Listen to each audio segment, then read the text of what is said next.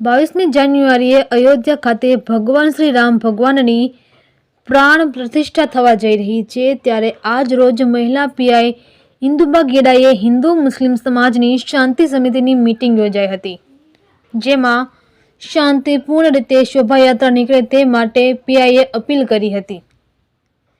સાથે શહેરના વિવિધ મુદ્દા બાબતે પણ વેપારીઓ સાથે ચર્ચા કરવામાં આવેલી.